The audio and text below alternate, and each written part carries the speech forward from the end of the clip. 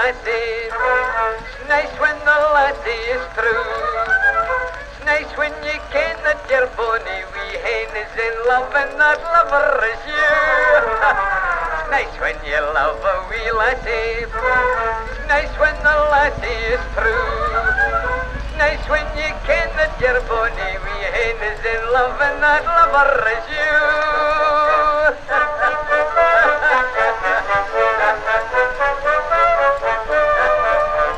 Last Friday night was a great night for we, and the Duke of Macduff and his wife up for tea.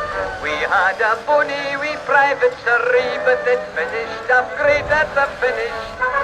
We gave them as much as they wanted to eat, and a wee joch and Doris before the retreat.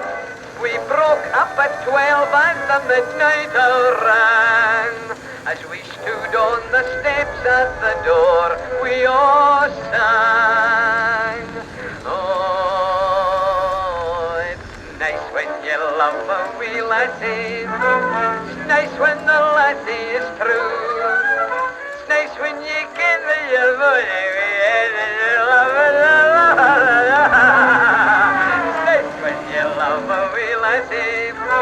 It's nice when the lassie is true.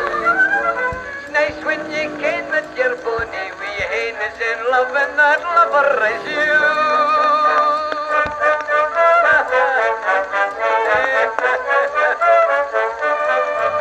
This is Gran Turismo 4 for the PlayStation 2. And if you noticed earlier, look at the detail that they put into the 1886 Benz motor wagon. Only Polyphony Digital and the Gran Turismo series would have taken the time to do that. And the Gran Turismo franchise is, in my opinion, one of the best video game franchises of all time. And I love Gran Turismo 4 so much that I could just hug this game. But also, I'm so disappointed with it, I could kick it. For starters, let's talk about the game.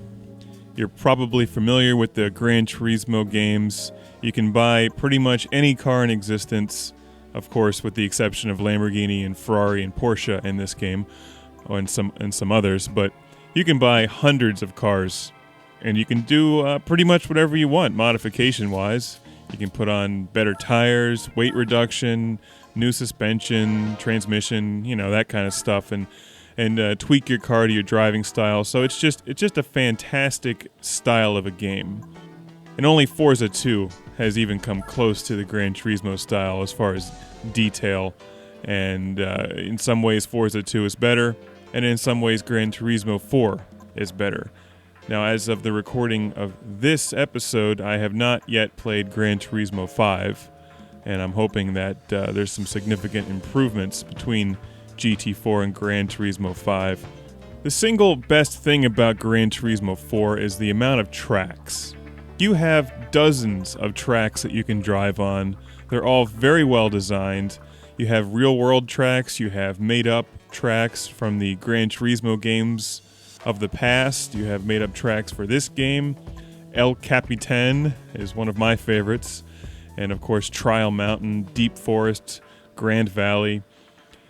This game has so many tracks that you simply never get bored just racing against yourself in time trial modes to see what cars are the most fun to drive, how you can modify them, because the AI in this game is generally not the greatest, and I'll get into that in a bit, but it's just so much fun to drive on these tracks with the care that they put into the detail of the cars, and that's what Gran Turismo is all about.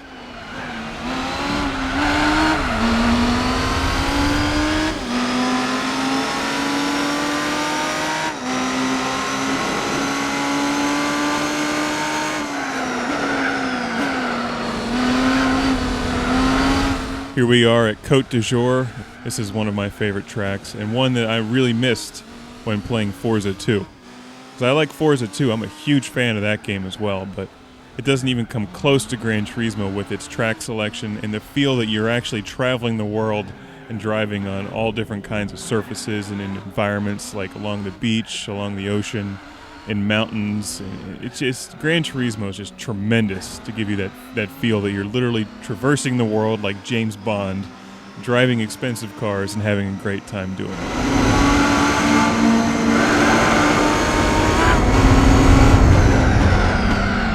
It's these tight city tracks that Gran Turismo 4 excels at. You have Côte d'Azur and a number of other ones that I may not be pronouncing those correctly, so if I'm not, then oops. But yeah, it's just those tight city environments. You have walls right next to you. You just get the feeling that you're moving so fast, and it's much trickier to meander through these tight little corners. And I think it's fun to drive through these tight tracks where you have to cut your way through the other cars and snake through tight turns.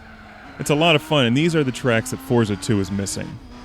This game also has a cockpit view, kind of, where they put the camera up over the hood. So many games do it wrong where they put the camera view in the front, like on the bumper or underneath the car. And of course, this game also has the nice replay mode so you can watch your race.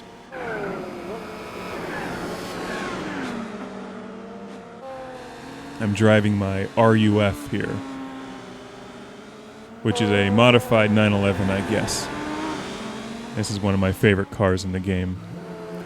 I could talk for hours about just the car selection in Gran Turismo 4, and you have a couple key good ones. You have TVR, you have RUF, Lotus, of course all the big ones, your Nissans, Toyotas, Fords, Chevys, but it's a couple of these more obscure models. The Chapperal, again, maybe pronouncing that incorrectly, but there's two cars from that company from the 60s or early 70s, and they're just tremendous. This is the Hong Kong track. I'm not sure if this one's real or not, but this is really well designed and well modeled. GT4 is on the PlayStation 2.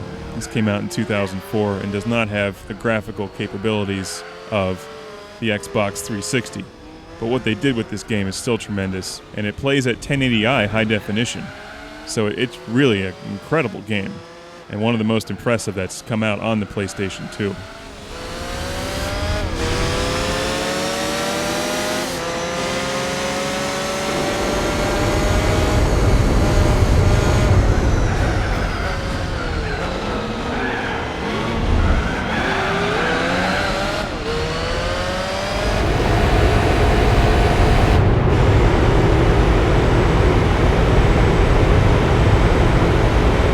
Here's my biggest problem with this game. You can run into a wall at 200 miles an hour, and it doesn't even damage your car.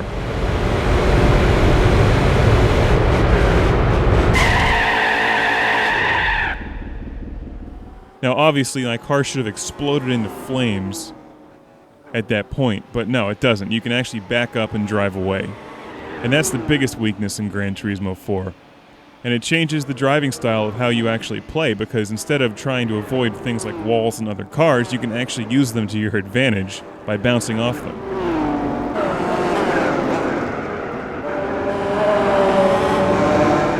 Here I just careened off a wall because I came into that corner way too fast, and instead of damaging my car and actually causing me to lose the race, which I should have, I just keep going.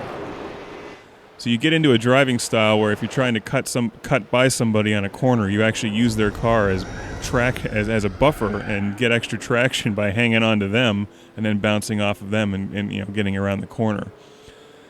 I mean, I wouldn't say it ruins the game. It certainly doesn't, but I don't know what reasoning they used to not put damage into cars. Perhaps it was a licensing issue, perhaps it was a programming issue, but I think there's something they could have done. I think they could have penalized you in some ways if you ran into things. And they sort of do on, there's some specialty races where you do get set back a couple seconds, but in Forza 2, if you run into something, your car is damaged, and it affects how your car drives for the rest of the game.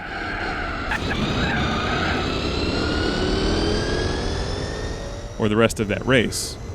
In Gran Turismo 4, that doesn't happen at all. This is the Seattle track. I love this track. This car is like the Batmobile. It's got jet engines on the back or something. This is just listen to how this thing sounds.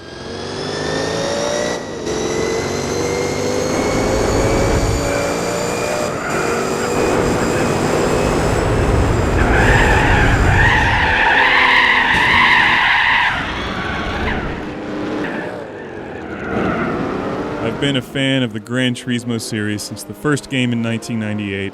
I love the original tracks, Deep Forest, Grand Valley, and I'm really anticipating these tracks being back in Gran Turismo 5. And I certainly hope they are back. The other area this game falls short is that it does not have online multiplayer. And when this came out in 2004, it really should have had that. I know the PS2 was just not quite there as far as online gameplay for any games. Even Time Splitters was a little wonky, but it still worked. And this game would have benefited in some way if I could have just raced other human beings. I have a lot of friends that are into this series, and that's all we wanted. We just wanted to be able to play each other in GT4. Now, obviously, in Forza 2, we can do that through Xbox Live, and I believe that the Gran Turismo 5 game will be online, and I'm, of course, anticipating that. I think the races eventually get boring against the other cars because the AI isn't terribly exciting, but when you pick up GT4, it's simply hard to put this game down because you want to win races, you want to collect all the different kind of cars that you can. I think it's one of the biggest mistakes ever made in the history of gaming that the PlayStation 3 was launched without a Gran Turismo title, because this is one of their flagship titles. If you haven't played Gran Turismo 4, you need to pick up this game.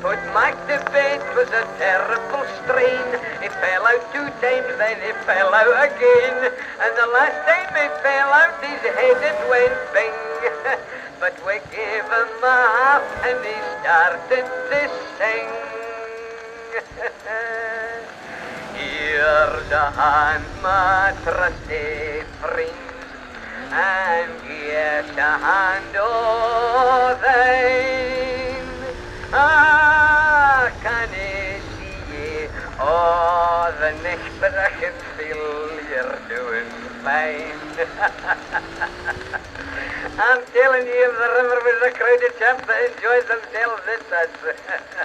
But it's fine to be up in our wee cozy corner and hear every one of us singing just before we go to bed. Oh, it's nice when you love a wee lassie. It's nice when the lassie is true. It's nice when you ken that your bonny wee hen is in love and that lover is